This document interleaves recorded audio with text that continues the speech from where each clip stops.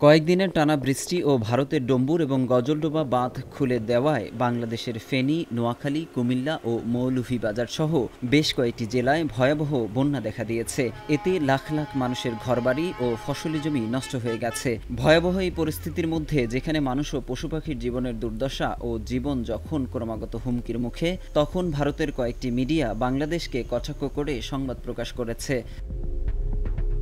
২১ August বাংলাদেশের কয়েকটি জেলায় হঠাৎ বন্যা নিয়ে ভারতীয় সংবাদ মাধ্যম জি-২৪ ঘণ্টা একটি সংবাদ প্রকাশ করেছে। সংবাদের শিরোনামে লেখা হয়েছে, ভারত ছাড়ল জল, হাবুডুবু খেতে খেতে বাংলাদেশের কাতর আর্জি।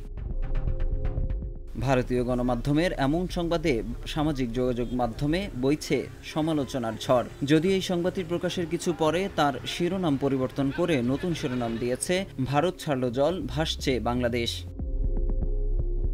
এদিকে বাংলাদেশের বন্যা পরিস্থিতি নিয়ে ঠাট্টা করায় ভারতের জি মিডিয়া কর্পোরেশন লিমিটেডের ওয়েবসাইট হ্যাক করেছে বাংলাদেশি হ্যাকাররা। ২১ আগস্ট সন্ধ্যার পর থেকে তাদের ওয়েবসাইটে প্রবেশের চেষ্টা করলে ওয়েবসাইটটি বন্ধ দেখায়। সেখানে ফ্রন্ট পেজে লেখা ছিল, সিস্টেম অ্যাডমিন বিডি কর্তৃক ওয়েবসাইটটি হ্যাক করা হয়েছে।